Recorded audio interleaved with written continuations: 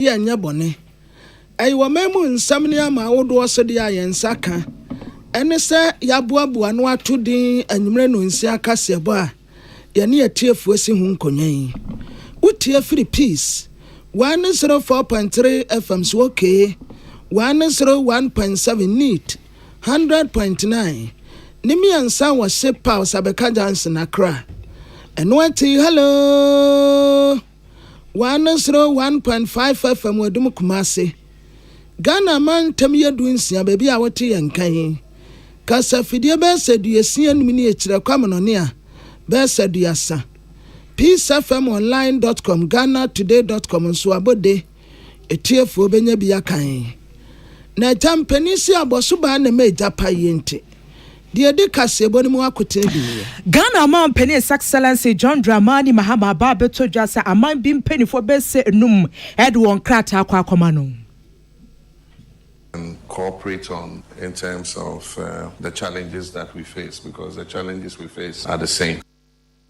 1 year wash about one some so my Ghana mecha either Electoral Commission of Ghana penny for mania watches and nipa ye anymore. Say nyame yard more chinada wabeto abam. Ewa blekuma north about on pesia som. 6,839. We assure the public and the political parties that, as always, we will live by our motto and ensure that the way run is fair, transparent, and credible. Ghana Police Service in penny for mania watchers and yame yard more chinada o my crado so betimi ahwa boba jeban ewa blekuma north about to empesua no esom penny ya wo him frank akese de ma MPP amanyokum ewo mfie mpinu ene aduonu na abatomo Dr. Alhaji Mahmoud Bawumia keka nensase wo de 410,000 Ghana cedis de akoma se wo mfanya campaign anu wo de wo china abato no entiam enkrabo mpuni mantama posi for mania watchers say immigration officer ya wo free mu no chini pabakun. Sa Akan bright no ade no akwako jina court amma na police for kukum MPP amanyo company for abamania watchers and yame adoma July bosme ne de toso dunkro na afi dunan dunwoche wo ma yen hihye se wo ma bato anase wo mo hihye abra no wo ta kono wo de hihye som wo University of Ghana Sports Stadium hodom na watche se bambo wo hihye nyina da wo ma hwe e de egu akwan so ene nwumre nsempi na ka we hunu yesi nkonwa ye de esomo yemfa seda manwumekoyi kasebe mo seda en confirma osons chemist Osons Cames, Eddie Osons Galley Capsule Sabajaso. MTN and the Riantian so can you find her manager? Or see we do for you everywhere you go. High sense about electrical plans of a party or my Ghana or my himfie no any high sense Ghana. Doffer roofing system sebra amount chance for board as over promote Jessica na oda mampin for umpe idea now pay. Budget cash and carry limited at the Blue Jeans energy drink a bit more Ghana Jasso. Bayan Fincher Junior near Chile a Blue Jeans energy drink as some Ghana sumpa. Why you want the answer person who can Blue Jeans energy drink and American for their war. Pepsodent is over to Marcus Suma, someone this one who need the fan into a pedifra. And your drove the 3 years, Ubusabo Frost, your phone crumple say, drove bang, the 3 years of Becatch or say, your Pepsodent. Now, why he nearest passing so just who a man way. As spices and can na mudi aduana na muni mu anata se emo afie no atwam ohenere spices na meka for dia mawo choba for no restaurant for en kan na yesi signboard okwan wo de free customers nyina na yetesem se waduana no eka se a e wo se no watimi twetwe dom free customers de mawo hu hia se obesi signpost ana se signboard okwan so de free customers ohenere spices na meka for e dia mawo JM ado ensanse se aduro bia ni asase so e chen na se wo brese den na wo da wo se wo be sore na wo ho sisi wo so na so de adwuma ye ni nyina no koduru fi a wo da ho no mo ana de a che wontimi na eye wo hawo unya omo we sleep ni bi na dugu ketramase a wo be da na ho ade be che na wo no mo sisi wo so wa che se kire ban wo na wo koyi eko bange se yemfanto wanim se emergency dodo na ne wo kurum na wo hawo ne ba sa no a ba bi ye so do wani kire na me wo se wo frɛ na unya wo hawo no anu yie no nipa dodo na na animu se ye police hawo se ye fire hawo se eya pomudi mu hawo nyina no ebisa se emergency line ye de ba wunhu nemo ba ko a mekai wo se no de fatu utim abiribia no any star 770 hash eye ko bag emergency line bosia na wo pe se sika na pesa wo transfer se data na pesa wo to se ye airtime na wo hia wo dial star 770 eko bag emergency line nya wo hia bia sika semu o sa be kan de do Eco Bank was a Pan African Bank. Where did you make a good so ya snake as your ball? Ye can kind a day as some wa can come for a me. Sadat Mohammed Mene. On hine wa kase bo hine na afi. amansan tiame kwabenamafo Africa se boni ntremunie Ghana yenya ahwoho enkofuo bi firi wo mu aman so eba besi wonu mu aman na mu wo Ghana hanum se ya ye fro nu se ambassadors no na wo mu ba se ya ye ma wonu mu ma mu boye ya edi adanse se wo mu man na asoma wonu mu se wo mesi wonu mu anem wo Ghana hanum se ambassadors and high commissioners nene awa yenya ye no wo mu ya 5 enum wo mu ko tubiri house abankasiem ekosra Ghana mampene His Excellency John Dramani Mahama edu won ho kwakire wonum asande won ho mamoboye nso edeka ho na asrafo ya wo mu ba ya wo mu ye num emum yensa ye ambassadors enemum ye no nso ya high commissioners na wo mu nie Mrs. Maria Ada Konsekao di so pillar wano ye ambassador ya wo fi Portugal ya tena wa tu wabapa wabatnase ana afi Conrad Vincent Mederich wano so aye high commissioner Republic of Seychelles wabapa wonso wano di wanyo oba oye bema wano so yamana kwaba afi Mr. Citizen Jesus Albert Garcia wano so aye ambassador ya woye Bolivarian Republic Venezuela afi yasa wo ora konfori Sosariba ono so ye ambassador Republic of Chad and afi ora Mazimin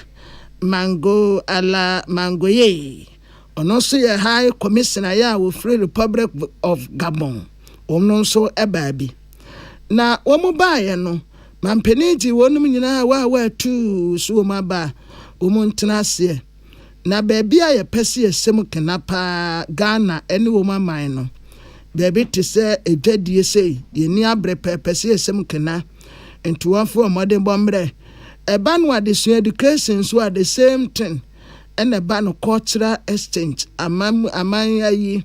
ya culture ye titetem wo mu sua de ye nso ye sua wonum de a eno nso wo mu aye na ceremony ni ye fese secretary ma president Dr. Karistos Mahama wo ho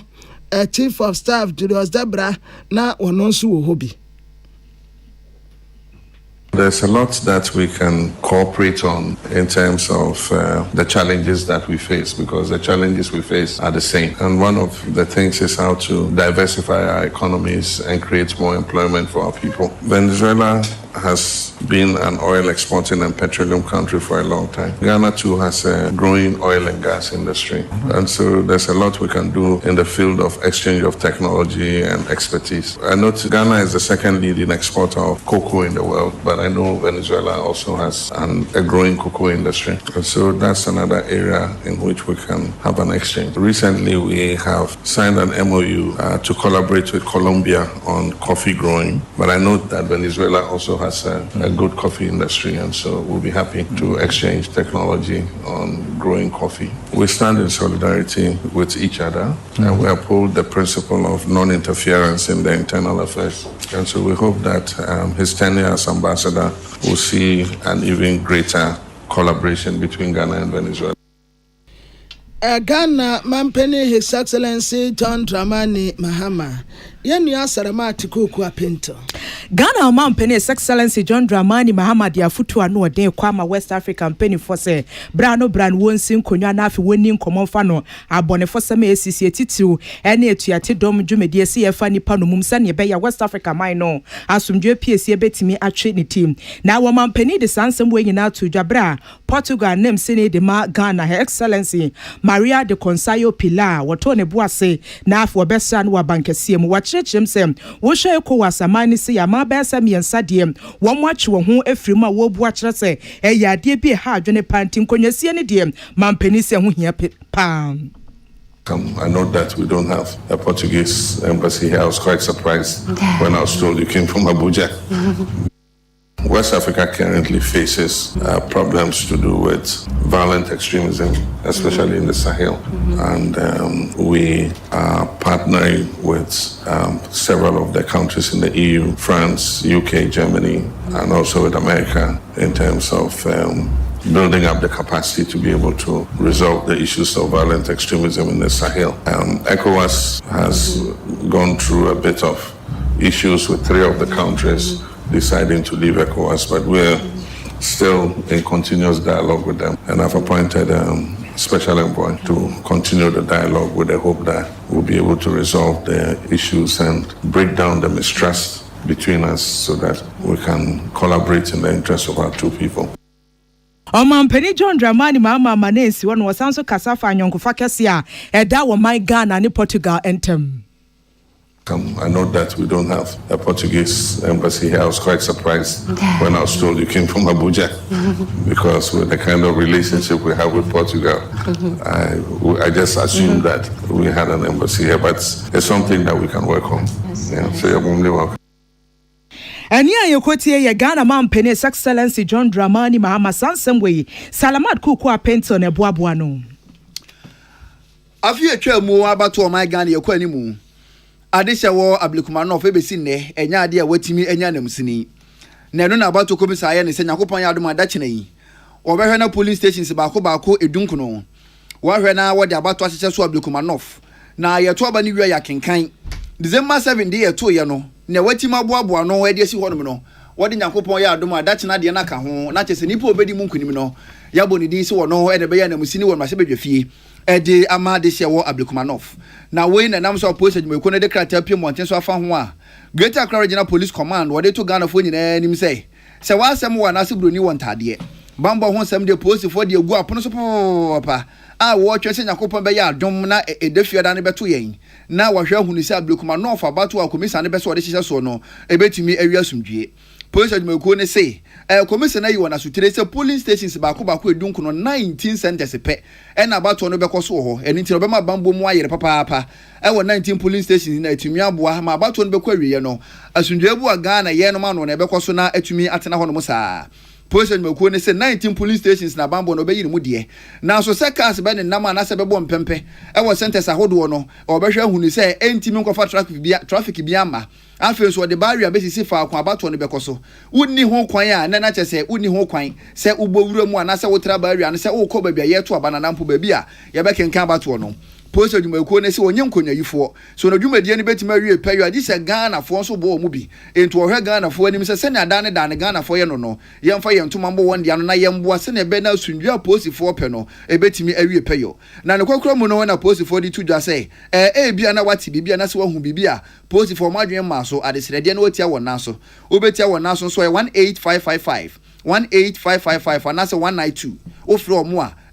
ni atwetwe waso anampo ne wahu aposifo hu ye no betu ho na mo na aboa ama won so ni so di hunu se Yakopon ya dom adache na abato no be wiasumdie no atumi abamu sa edema Ghana fo nyina krata aposifo di Piedmont so penyina ne nsa hyase ene Ewura Julia na woben our head of public affairs edema Greater Accra Regional Police Command na krata ni nsa hyase wodi Piedmont so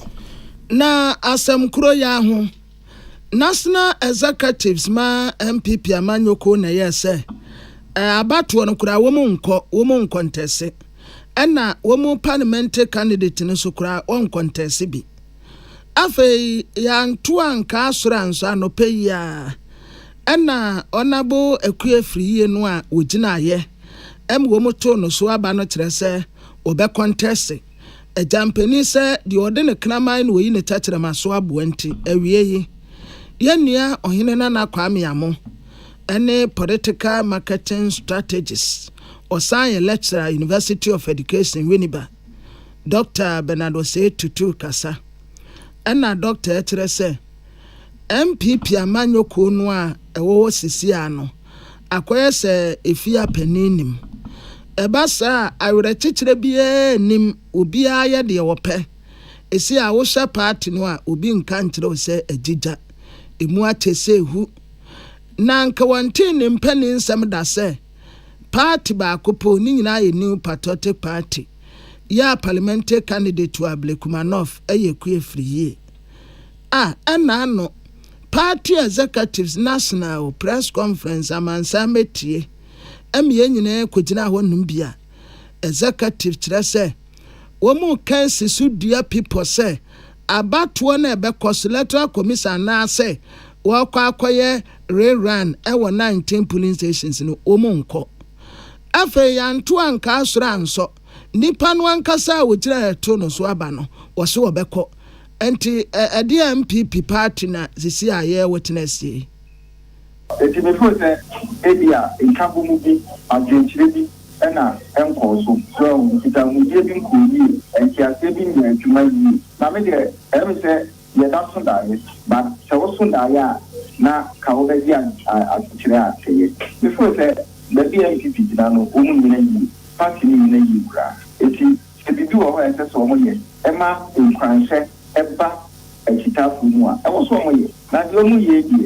deɛ it doesn't signal the best of political decisions. It doesn't. I don't know if party leadership no enkubu a two party no omutimi free mu ana say maybe a party ni tina se no e bro ma de no ontiasis. I think say e was say leaders no itimi omuti etofo na omuti taking decisions that about party.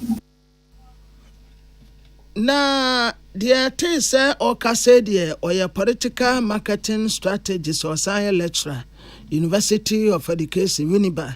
Dr. Bernard Ose Tutu. Na Ablekumanov, MPP Constituency Secretary, a friend of Freddie Green. And what I say? Well, National Executive Diabetes just say Abano. Omo de omo nkobi omo participate said the omo earlier press conference can say omo aboykoto but nipa no a wogina ya to no so aba wo constituency wo no eku afriye wo so obe contest na obe contest ya party constituency executives no omo ntumi nda no wo machi emfa ma no kire se ukoto sakramesi apata so a kwabena ne peta ne si ho eya constituency fo ne na to abama no se wonkoye parliamentary candidate na wonkomra sebeje fie ma wonum enti so waso obekwa a omu ni seka omu be support no mami share ne ekono o si media beko obi ya sa na o hwe na ho de se de o betumi akodu na menim se nya o yesu no eya kwan paso ya ma no shedding na yenim se obetumi akọ ese mother party ne say mayenko na candidate na odina ho no say obekọ ne di wo paper so a what can we say nya me can say enye ho na ye of most interest and concern to me say one aka say one aka we me see two ni nia ye fanye adwuma but ye na ye wo a form ha as a constituency ni mu de we ye den ma me no kwa ye ba support no that why den wakọ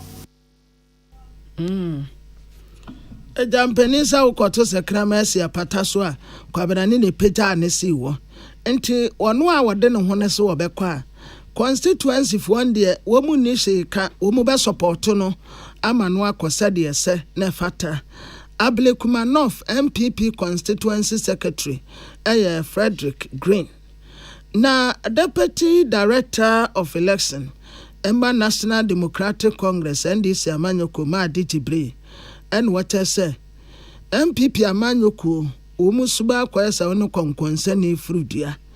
manan fru no wadi nachi esan se ne ho anwanwa pa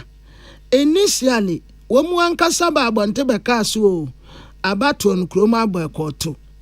kwansini baabi a wo mu print ballot papers e de beto abeyi a ye turo din awe obi nso abemu wo ho na hwa na soma me former constituency chairman Emma Hwan Ablekumanov na hwa na soma wa ha osema me ekura firi wose be yedai wose me mra mehye de ekoso na aba no wobeto enti MPP fo hwa ye no wanwa pa de na ekoso because party MPP elections we have never trusted their integrity any day, any time. Because right from day one, Omuka say, press conference, catch a amount for say, Omoko elections way. Because if free on the 7th July, after ECD letter by say, Koto Abamuka Omoko court, no. Now MPP, penny for any easy discussions on Ablikmanov. And then he says, some are more carbon in the Pagadam and Amoye. And we are not surprised they say we are going to do some more catch on the coalition. But we know, say, now we can pay that. And the cause I'm a waste of time and I'm going. Dear Tessa Okase, Madi Jibri. Na Madi, Onuna Oye Deputy Director of Elections, National Democratic Congress. Electoral Commission Zwabekasa, na Deputy Chairman in charge of Corporate Affairs, Dr. Eric Bosman Asari. On Wakasa in Watase, about one wadon for Yaduma Wachina, a year tomorrow Friday, ya. July de tosu edubako abatu ono baso National Election Security Task Force Omaya Krado se omubabo ban se de beya basabasa yebia enkoso na wonso a obeba ho no mu ehye otirim se oba bedi abonefosam no tesan Security Task Force fo no omuni ubeti ne nyonyo no womu se nim se womu abeba beto about at least 6,839 and abeba beto aba. We are desirous of bringing the election in the Ablikmanov constituency to a conclusion and to ensure that the constituents have a representative in parliament. We have thus provided a path to complete the collation process so as to ensure that the residents of Ablikmanov have a representative in parliament. We assure the public and the political parties that, as always, we will live by our motto and ensure that the rerun is fair, transparent, and credible. We wish the two contestants the best of luck at the polls tomorrow, Friday, the 11th of January. Thank you for your attention. Na yebisa Dr. Bosman Asare say Ghana for be tres Electoral Commission suba koyese dunkwamponche womu nyina tohwe faako Electoral Commission we opushini benkum no wodi so opushini nimfa no wodi so ohunahura ne kakra bia no wokonachi na nka Electoral Commission wode no ho pa enko antena wonom yenye ne yodium ema abato we enkowie bebi awie Dr. Bosman Asare Teresa and Yasa Netie, woman Srobia.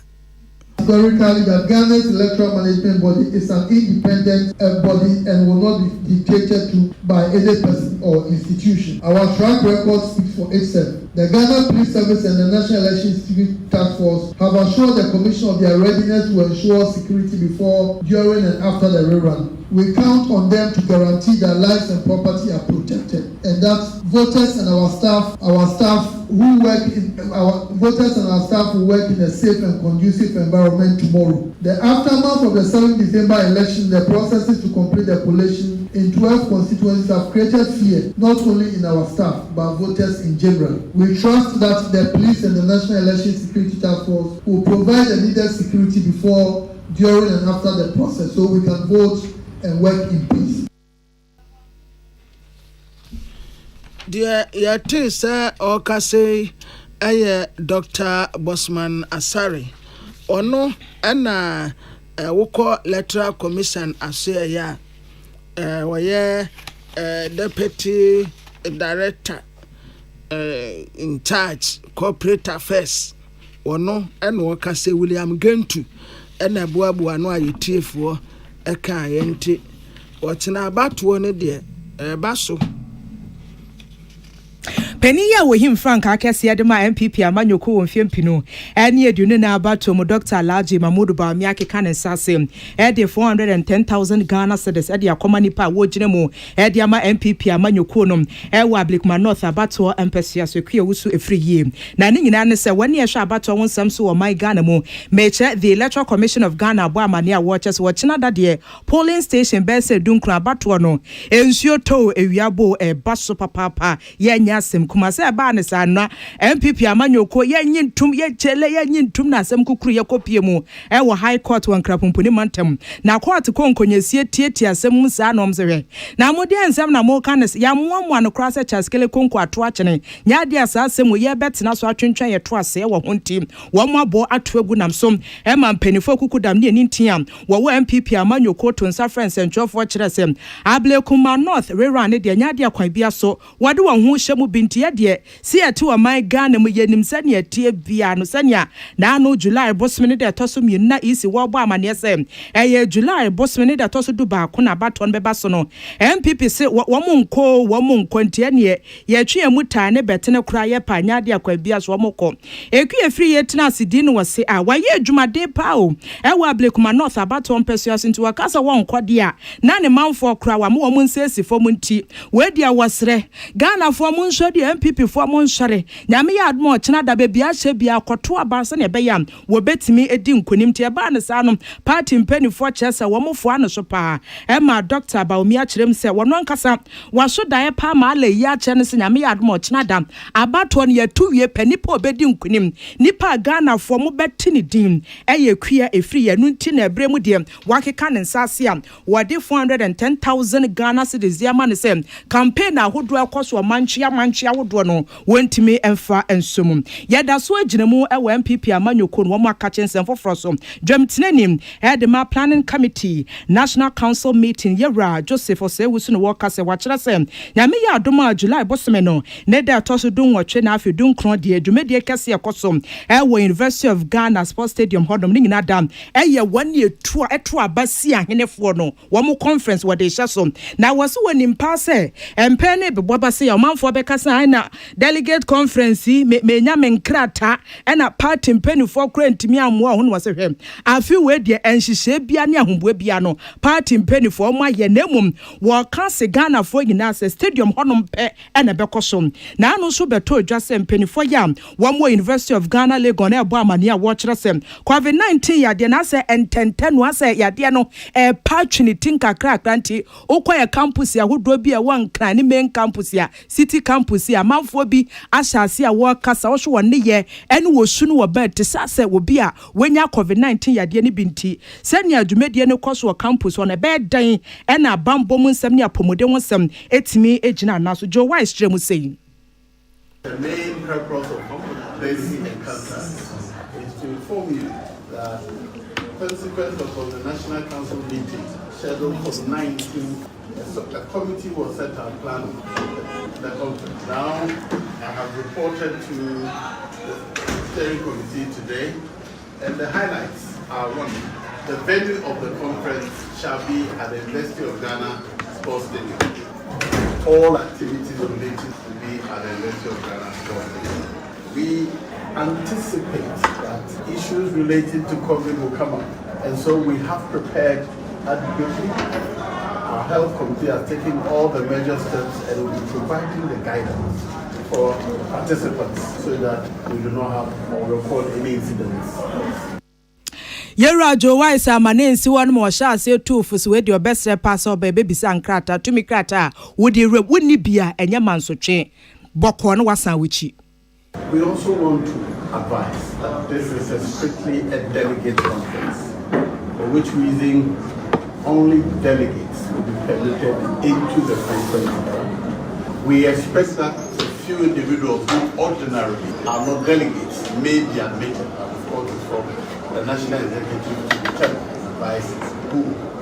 Otherwise, it is a strictly a national delegates conference. Because the conference is to take decisions on the Constitution. We do not intend that who have no power under our Constitution to take decisions, especially on the matter like the Constitution, will not come and interfere in the business. Eni ekoti wonu yedwamtenani edema planning committee national council meeting no Yera Joseph Osewusu sansem we George Osenebo ano na watwe yanka bi nhemu ukokopie mu obabi awasi nyina ahia na yefa adwen social media so a obewon se crack bi mfo nyine na chese edi ahim saa ana manfo kra sha ase bi sase na edi na ekoso ana wo kirem se crack no wohwemfo nyina hodo na edi ahim ebi wo ho no na wo immigration uniform ebi so ho no ma na wo kotoko jesi ebi so ho no mo a na woni ne kanchema na chese mo yi mfonyi saa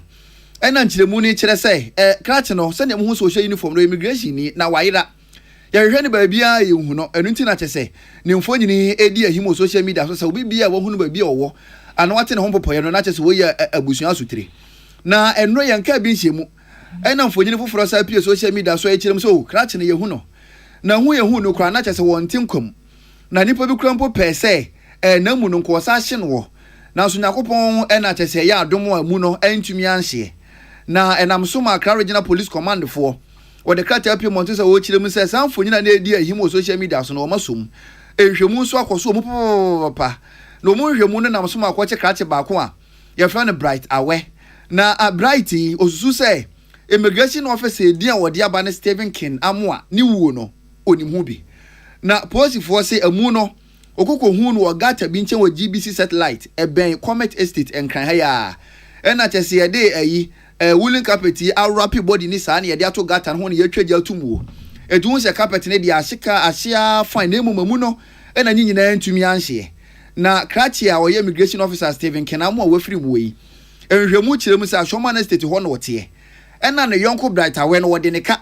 ɛna wɔka kyerɛ Bright sɛ ɛka na kyerɛ dodo na dabe na betua na Bright sɛ o sika no kwai ready na bra na bɛgye wade na Bright sɛ sonkron so oku na ohua hwɛ adansedie enti wo sɛ twa sika no kura mfonyini ɛde kyerɛ immigration officer no Stephen Amu sɛ sika no na ready no enti bra na bɛgye wade ne tiri mu fan wonim bibi ɛna kyɛ so no susi mu pampam kwa kɔgye ne sika na free sɛ wo free fie so ko sha ne yɔnko Bright akɔgye ne sika no wamba fie bie mu a kosi nnura wo hu na mu ɛwɔ gata ho na no na panyina wakasa de ma police adwumaku no wonfa won kran so pretendent Julia na wo ben de atudwa sɛ omaktima kwache Bright no omototo na no Bright agi atum sɛ ane na sikasɛ mu sawoso bi wo mu ntamu saa na endura krompo no wo frɛ Stephen Amu no na wo ka kyense sika na ready nto ombagye ne sika be 200,000 per Bright buy no o ma no 500,000 enti wuti 200 ni firi mu a 300,000 aka wachi no fato me ho be pami ba beje enti wonu kra wonim da se Bright free ni nchen no se obi na koye ni saa o se ba ni san yo na enkyeremu ode ma posifo no posibo mu amane sei Sa Akan Bright no ade no akwako gina court but amma na tre police for kukum sa branch kan asemi away free me but Ashoma Estate nhwehwe mu kakra ye said the 3rd of July enyumre ofifie mra ne saka images and obi etwa tre no a na sika ya hwehwe no in bundles fa ne WhatsApp phone so corner o twitwa samfoni no ebre no ye friend of Bright Awe na Bright can say omunhia was sport to be go out and then casting bia say omoka o my branch ya we free me 500,000 Ghana cedis cash na o manetia says on febi emfentua ekabia ewo hono na enu atire no na so pretendent Julia no oben o sa de atudwa se Ghana for yeda yenda yanka akomanto yam na polisifoɔ nya de obegugu won sire ma da asem we so obeye mu hwehwemu akosi ase fikɔ ama mmra yɛ adwuma Mintina police for anemuna yama edition ashwene desya ene the Ghana Immigration Service awon so omo nua ba kon atofo so na regional panel for anemu na makasa the assurance from the regional police command ne be bia omomudi sa nyamran semi ye ne omo ebaka kujina mrano bia se Ghana Police Service IGP no mother assurance through me to the general public is say the sesa ye bibia so a oka ho bia no dia ye di kan che back on the den ebesumi ahye omo so a yesusu se omo eka ho insurances that yes justice will be said. Penyane ne etwagu yeyi penyimpa wakasa edema police adwumaku no wonfa wo enkran so pretendent Julia na oben Prince Bafo Asamoah na manebo enie Yada so aginemu osare hosam kese si ma wani war taifa bokena wom nyina etwa jajo Ghana for empempem wom usu esansa brante ye kan wasam Stephen Amu ase na yire awo teche kura ma bofra no kura no wotianufo ano ene wie kwame amu ene ne nua bema na na akwesi amu akodi nkomo wo premtobre kase boss na wo bo amane echem se no krem sania Ghana Police Service mpenifo de atodwa no abrante a wom nsa so ne pechi Bright Awe na wono ni abrante baako a bra na Stephen Amu an wo ko nyina no wo ma ne se obra bra ha se yendi kan hia wa ha yeni kenshia wa ha sei ni nyina no na abrante Steven Amua wo bo amane say gaganto lady see na ma send message na media ma obi ti say kwame amo na media ma obi ti say wofa se ne be ye ombehu bebia me wonti wosesa location ni nyina no na woguso a wo bo manfo amane se me paacho sisi ade yeni ha na emum wose me mmra ne fie aha sei ne ben enti me mmra honum ti bra no woguso a wo kɔ ne nkomotwetwe ekoso nyina no na damfo bi wo hodma wo text nti echie na text message for by na afie busua se dabi ye nua pa 7 Amua yenim sa message we de kwa bia so nya de obesene yentie ensem a na Kwesi Amua akode atodwa okre be enene na otwe pepepe na miniano efifie me yonko bi a one ni ekoba mafa yonko be enfie mi enfie na emunie no so ye adwuma of Flaster House the omasemi started last year to bit me aboa ama obi pe appointment ne obi pe recruitment a obeboa catch me nia ma mesumi nia pe nkrofo mi nu enan bi bre no enti fiti ho no time no so say so mo beko obo branch ya branch ekeka nsem kire no sa nti ma pressure ba minia no so kakra ema omo a onu nti odi ska ma omo start so omo ha no ti branch no so share ne bo so diska no be bro man de ama nkrofo enti eye ya wadai ai twa mu yi na branch no friend anwumre say siame na je nkrofo ni nyina sika koma omo eni say otwene fa o friend no minia yi bi a kiri ko ya yente ni nka biem enra ene yete ni nka ye kokwohwe ya chese minia no chese omo kuno na omo di bibia akekere no matwaja atunu na nka nsu atutu ne nyame dom ye ya wantimi anhye dwrobe na namu akwa amanensi one man wasi wedia wasre Ghana ban Ghana Police Service na Office Central for say asemo ye aba no wo mu hia atanya etene e de ama wo mo de hye no ka 5 billion anajo no na o se eka ode no no onfa bi nkotwi aka no na onfa 3 billion to no ho no ba ba gi na chiri minia anajo man asem ya o kan die se yen kan baby awo enti abrantia no ayeye de abusua yi susu se wadi ye nua na wu ne de nyame adom Taifa police station fo ache no a o makachi sisi asem no kan se sende message bre ne yere wa wo fofo a koratua no fo ano wo kuma se bright asema message ni kana mekan se say bright di sikana ode mekani nyina mame wasade nkrofo no passport nyina ka ho madru fi asumdwie mu enti nyame pe kina mefrew sa message odi bi koma na yere no odi bi koma na yonkofo mienu bi ti hone ma ye mu bie yam hye ye se e de na afi nti ne yere kwa na ma ya dwene ba so na mu no police motre ya sre Ghana police ne Ghana ban se we di omomo abusua because me ma me mu su abusua su adadwo na ba se se ya to ba ha e wo fie ti ye be sre this FM de mejimu di se mo so mo fa mani ni akiri wa se mi mu ni hu mu fiko Enia ye kwoti 7 Amua immigration officer ni nua bema na Kwesi Amua ko ena atese ewie wane kwame amodi nkomo a na wo cheche na rakosem na kosem sene sitie ansa we amaya decision pao no matter baby a wokọ ma wo bi hu wo de anya se kura de ma wo bi hu se obi si besia no wa ha kode na wokọ emaya oh me kwa me boyfriend ho se adebeti no wawuda kwa ho unhu de ekun no okwa ne maami nim ne papa nim na damfo nim krobede nim ne wawia no ho no okọ adebeti asese no aye hu no at least se wo kọ baabia wo se baabia me kọ edie me suspect bibi wo mu a eda se menko anase bo obi amane se me kwa ho asmesi nti aya ahwematima me we say on se oye immigration officer nti oya alert ewe security ho also wotumi ema nipa ni bi hu se me kwa ha baby obedu bia good yenhia was sports I say good wasisi a yemfree ha yenko ha say tina location ngine ebusu na e wose wonim nipa wona ne tie yeah o se ne yere ne se sike emu odu sei ko obefre no wo ma ne text message ti wonim no kanya sa dia nko mu hu se wo ko babia wo de ma wo bi hu wa hu ma wo bi hu se me waha good me kwa ha me free ha ebi kura timi send map location baby a wugina ai wa senti bibini a no wa manipa no so kura hu say baby a me wei and as asimesi we nim say me waha nti wo fa yenkansi so say baby a wo kɔ ne nipa no say wonim no say wonim no say wugini di say wungini ndi pe wo bi wo wachi a obehu ni say aha ene wani kyerɛ se na ebe na wachi na bi ne bibisi a yehu baby a hwehwɛ wo edi afa yeah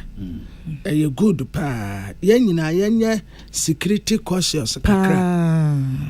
obi wo ho no mo a te sa aburo kyerɛ sɛ yi a we da na akogina baby 5 minutes ugina ho wo pedai but ye problem ni yen hwe han ogina mfikyire ho o misano wote ho o misano wo kono nipa ni gina ni gate anope o misan so wo pedai eno ani se ye jeja ye ho saa enti ye nyina ye ma bambo no ehu hia e kakra na wamu ye 43rd Martyrs Day Remembrance Service ewo Accra Red Church for wamu ye ma Justice Fred Poku Sakode Justice Cecilia Kurante Ado na Justice Kojo Eje Ejapon na saa nipa miensan a meka wo mu asem yi yase na omu ye high court judges na I think at 30th June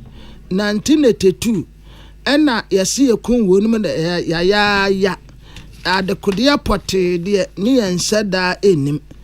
na anyu wonum kwa ni yase sojeni ba konso a wakwa ahomdiem wo retired military officer your friend no Major Sam Akwa na ono nso ka ho bi na saa dwumadi yase ena Ghana Bar Association wo mo president ya Mrs. Fuagate ka se wo mu de baby a wo mu gina na wo mu gina Chief Justice ya yase ya suspending no Gertrude Araba Isaba Tokuno wo mu gina na chidenden se enya ade a wo mu be makwan na obi ade democracy ni betutiri form enti akwan wo mu de maame no fa so no enyu wo mu anitie ayi wo mu ya pa na asi democracy no ene yetietia so yo na a presiding bishop Emma Martin's Church Most Reverend Professor Johnson Kwabena Samuel Jedu enso de betua so a o katre Ghana Bar Association for say saa o case in be at say dru so a o mun tnas no o mun dent no o mun accents ho say ekwa fa so a yibu aten wa safata anase yibu atentene ne etia o mun reflect na baby a wotosin no o mun ensem de sade ye be ya ya temu atumakuo no manfo ebenya wonum gidi a yenua Philippa tanga boaboa no ame yetiefo TV na watwe mu ene beto odwa se asoye hwe ya ho de ho nsem so meche Ministry of Energy and Green Transition wo bo ama na ese Ghana for yen hye mu nsuom na nyakopon ya ado modakosia da ene Ghana for na nyina yenyu kuro ba kokora film yenyi twi adoa ene obi aba experience dum so Ghana nyina kosia da dum so twinkyere pa ene be ni ti o maimu na sanse mi ya chese social media so na wotwi mu edi ahimu yayi ena Peace FM ka se boyo fatu ye ho so ena ye tire mu se ade na tie bisa ne ni agro no se ne ya empenifo de beto mo tin se dum so nam kwa ma Ghana fo dodo na no ye ma hye mo papa enu nti na hu behia se ye ne empenifo a eda ho ne dia so ya no betwetwe nkomo na nkyire mu asefata no ode ebe ma yen na premto braka se bo so ohene wa ka se bo ahen eni penyina wakasa ede ma so ya ho ne de ho nsem so atwetwe nkomo Owura Richmond Roxen na ne kasa no na wo kire mu se ensem a worumanyafo John Abdullahi na po edi tu dwa no enye saa na sensentwelofo bi fa no ekire mu de fa ye na wo kire mu se anhwa na dum so ne be unity enye chinchina achi se dum so ne beba wo se ekwo from ENI obeye maintenance ensiesie bi na ensiesie dwumade na obeye no wo mfidie no bia na obedindum bi wodundum bi so dia ene na no so na dem from agya gas no nam wo ene na anhwe be man kan na bonani kakra enti enya se dum so ne ba be yi ni to Ghana fanyi na asane a social media so no nsantrofo bi na omo kan de afa no enti mu nkyiremu no o kyire mu sei Minister Kokumasi na abayin shishe muno upgrade of some transmission lines. Na transmission lines no ho na minister kasoka said Sandia ebe EN9 omobabe increase gas supply. Say ebano electricity generation one of the sources of fuel and natural gas. Na 240 so omobabe increase by 30 million and about 270. Na ejuma we no EN9 be ni Sandy ebe July 13th. Na ejuma omobabe no because say omuyisa ejuma no ebe possible say fear ubenya interruptions in power supply. Same way, it's fairly say general CPI report said the whole Ghana eba nationwide outage be doing that like all Ghana Sunday. It is completely false. Nanu ache no and Ura Richmond the next Roxin. Wo chirem say ade no enye se nationwide dum so na Ghana fo be hu no na emom eno so nkyere say enya de be hu dum so kra e bia na ye be hu so kra mpa enye hu sani amanfo be di kan bo ho amane no. What we are going to do is that the works will be ongoing. The ministry has already put together plans and as a contingency measures are deficit because of natural gas. At that power plant, I'll be using liquid fuels, the crude, the diesel, the HFO, I'll be making sure say I bring Ghana for light. It's anything AI will feel. A simple example. Electrician crab out fear no human. Sometimes we need disturbances kakabo our lives it may flake kakra. We do baby no sometimes we do meet and for some few minutes. We do baby no us a face kakako. Those ones I expected once works are going. And when a minister come once a minister can say the whole Ghana Baby nation will do so piano. Wapayo and intro. Ora Richmond Roxen Okasa Edema ahonide aso ye na prem to breka se boso wone wo hene wa kese bo ahe twetwe nkomo na wodi nkyeremu yi atudwa ya pem so de ani akyerem wansam foforo so vice president edema ankrankra pomode ya wo moje apomodin si echiba enkrata na Samuel Boache donko no wo kasa kyerɛ sɛ Ghana ban wo bɔ na ba so ye papa na anu ada wote wo wonka bi hyemu ɛna ban sika pa wagye mu si entua mo no wo se ede wankasa na anu na beto dwa ɛsa apomodin si echiba mpanifo abo amane a wo kyerɛ sɛ sika 267.67 million Ghana cedis ye gem sɛ ne be ya ayarsa bia hodo bi wo my Ghana mu apomodin si echiba enkrata no wo moje yenhwe si ebetimi edi echi omo ka na emum wane ye ankrankra de ende sika 100.2 million Ghana cedis ena ye de momo enam so ma ye radonko ne peace kase ebodi nkomo eno won se Ghana ban ye waya de ye nya odanie aban wo ye bue waya de na emum ba ko ye pese ye ka cho ne se eka ne de ewom se wutua bi nanso fiti January no ebi ohon ma ye ntua omo ka claims no ebi mayo entiama ayaresane apomode wonsam no akwakoye bibia hodom nyasa sabia banya waye no ye ni so pa na emum kana atia kem na ye hwe nim sa nyame ya adom a ya no wabɔ homode atua de ama yen Extra sika ama yen providers no across the country ebi sakomode to January ebi dia kan sakomode February ebi so dia March 2025 edina obutamia and request ban release sika bi ama yen sakan bi na say yenya ebi anya be si March ebi so February ebi so January aban ya de yen yo mo sia ka tom say at least every month we am one krana na de the same krana at least every month we nya ba ko e de eduma kra bona ebeboa yen say every month be at least 1 month to come. Every month be one month to come. Yera don kwa manensi one man walk ache Ghana ban say co-payment system no. Wa won chechem bi opeso de Ghana ban ti aban ntie. Sanse sisi ania wo ti ho asem so won pese wo mu yifri ho kra na eba ne se be ha dwene pa. Yenya what they call co-payment. The tumba yenya say obi ajai na obi akọ asabia ontua kapreba na okoni baby. Emu no you can say tarifa abande man yeduma no enye tarifa no enya dia eso ni a obetumi aka say enu ti ni co-payment ni ujai ye ni aban na ka ye new tariffs na wie a ye twen say aban be implement aban e de man say kim na otati tua sa tariffs na ye nje kapreba influ bia ho new tariff na ye no omo femra omo de ba yen so top up ne sa ko be na ibetwam Eni ekoti woni vice president Edema Ankwankwa Yaresabia ya waje apomodinsi eti bakrata wo my Ghana mukum Samuel Buache Donko yewra yenua bema anase yenua ba sika yim ene wo boaboa no de ma yebra na woni yewra Buache edi enkomo yi na watwi mo wiase nka mo ko UN United Nations e ko nhemu na weni ne toso aduonum enkono a senhemu abaso na empenifo ekosi wona manya na amuo na wona ntisi nyina nso kwa akoto ba se mema ne mema na ema ne ma na ye no ye foaso ana ye mfoaso ye foaso nso a se bi wana wode won ho agi mu dada ne ye bo won ho ban ye bebo won ho ban so ye ne san na Ghana ye kokopie mu onhyemu yase bere so ye se ye to aba no empenifo si mi ko bi manka bi wan ko mpanke ye die enhyemu ne ekobi na so bere so se ye to aba no enya de ehu hyemu ye na ya mfoaso ene ye nso so ye nkwankotia na we na nam so amrase badwane e ogina de hye wo asensa otanemu odomanyafo John team fojo wakasa dafa ho tirem se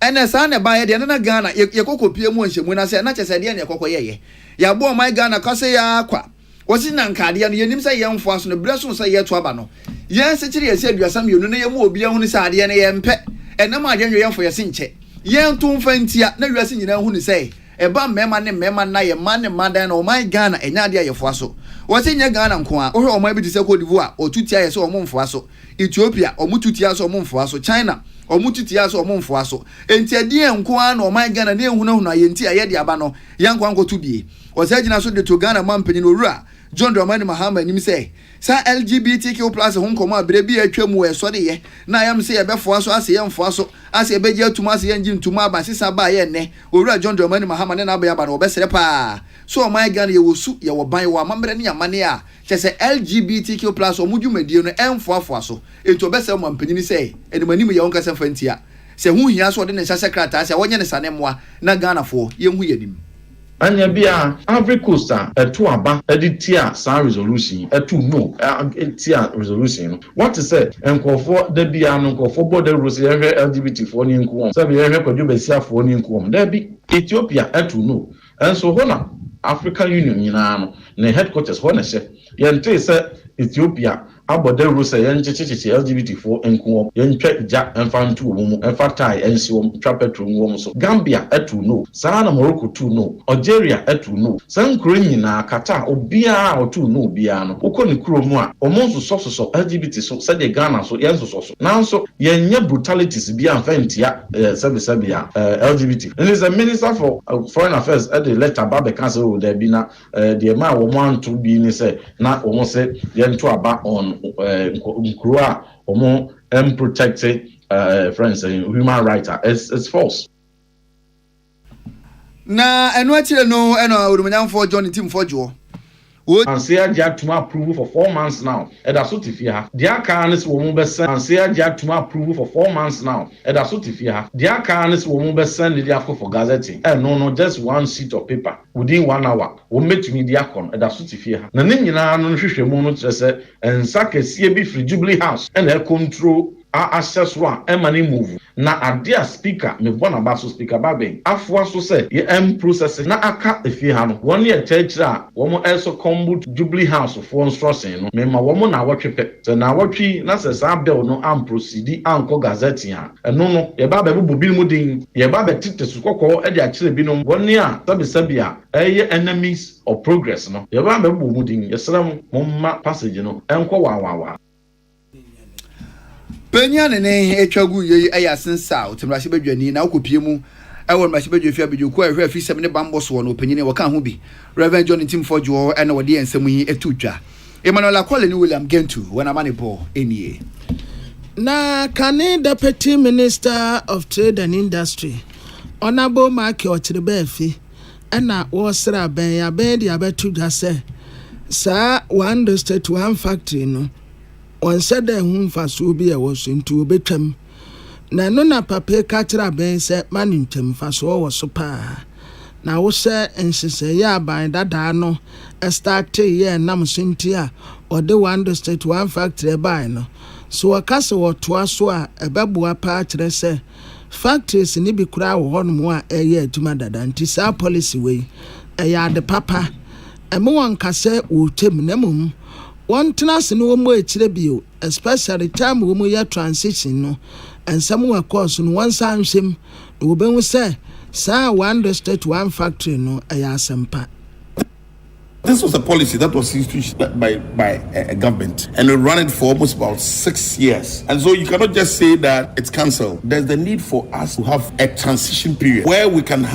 sit down and say that, okay, now because you're already operationalizing this project or policy, you can still run it maybe till the end of the year or till the end of next year. So that after the end of this year, you cannot get any incentive from government. Something like that will serve as a comfort to these companies who have invested so much money in the system. Note that the 1D1F companies are supposed to be both either greenfield business or brownfield business. That's what people don't know. 1D1F is not only about setting up new businesses. No, it's about businesses that are also been in existence, that are going through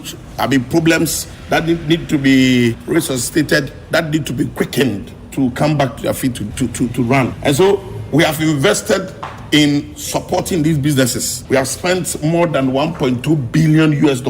in the cities in this business, and you just come out to say that the policy is cancelled. We think it is absolutely not right. Absolutely not right. The things I say honorable market or Chiribefi. After was out to us soon was say abai emfa roadmap bin famra said ye beya one state one factory no obetumi ahese ne ye na abai ne 24-hour economy no a wo Canada ono say wonyi ndi kire say entumi nya aduma 24-hour economy bia ni ho. They should come out with a plan, and we are calling for a transition period. Time for these businesses, at least for them to prepare to know what they want to do. Because the 24-hour economy that we foresee is coming to take care of these businesses is not going to start now. I mean, I describe the policy as dead at birth because the policy, this is not the policy they advertised to us when they were going for elections. Clearly, this is the proper policy document they have brought, and it's very comprehensive, and it is not going to take effect from tomorrow. So the people from Ochim Kwanta and Bontoriase who want to come and work because 24-hour economy has been launched would now have to just go through serious issues because they will start accusing the government that the government has not been able to do what they promised to do. So that's all about this issue that we want to clear. I want specifically to address the fact that there should be a transition period. There is Okase Honorable Michael Ochiribefi William Gentuni Emmanuel Akoli. When ye tina so a make us a bonus city a webi abesia.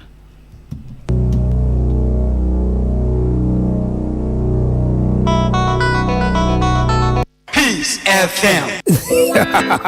What be some plumber? A DM pipe no di bo adwuma no. Kai no say DPS pipe nko na onfa mo adwuma bribia o. Esan gidi amenya wo DPS pipe mu nti. Me mfa ni agrokra o. Enti frɛ 0543 662 727. Pomachina kwan was Spintex Road, Coca-Cola Chiriwa. DPS pipe. Gidi ashenso die. DPS pipe. Pipe nyina hene. Happy delightful June. Wachulala, swachulala, chichi soso. Afrana pa. Epe pashu breakfast and was in woman. Joe happy delightful juice against with toast, cereal, and even them cool. And we ate a bread and fifi. The monster fridge man. Happy delightful juice. One of what? And you be here. I come to relax anyway. So I know when you're. Let's say what the chamado. Happy delightful juice. Off and a baby I bring you all day long. One fruit juice. I'm happy delight. One different flavor. Different size. You number 1 liter. Number from NG 150 and 250 ml. A baby healthy life shows on your supermarket. Happy life fruit juice, loaded with taste. Peace FM. Tune it in, turn it up. Peace FM and rip off the knob. Yama yetiefo nyina kwaba kase ebo no asi. Ebo no wote around the world. And somewhere is Ghana ha, and then call for Binua my so dear, and near Boabua no 2 days around the world dear, the Bremono. Mark Tere was Sarge my to torchlight we need 100.9. Could Johansson